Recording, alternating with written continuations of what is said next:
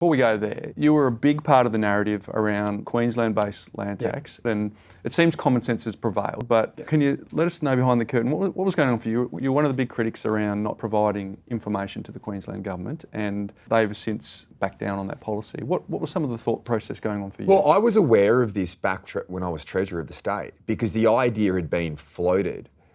I can't remember by who at the time. Treasurers had been discussing this idea, to which I thought was a terrible idea.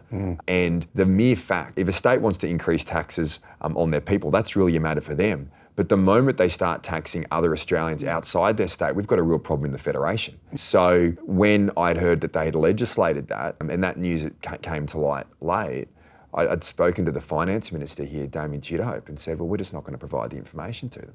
And my understanding is it only raises around $20 million, but the impact that has on thousands of people who are paying thousands of dollars more in tax, particularly those who are investing in social housing, mum and dad investors, self-funded retirees, who have structured their finances in a way for the rest of their lives so they're not relying on state governments or federal government support. You can't just go out and whack taxes on them when they've already made those investment decisions. That was the fundamental problem that I had with it. I think people fail to see that from a Treasury perspective, just increasing tax is a lazy way of managing a budget.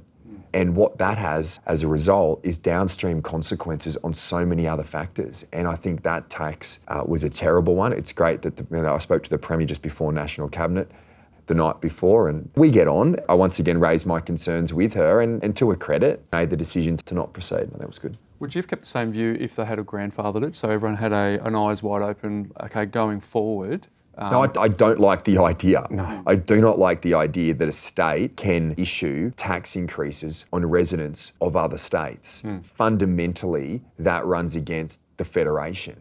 I mean, I'd argue it's probably unconstitutional. I mean, thank goodness we don't have to go and test that in the High Court. But just the concept of that, from my perspective, didn't make any sense, and I think they eventually got there.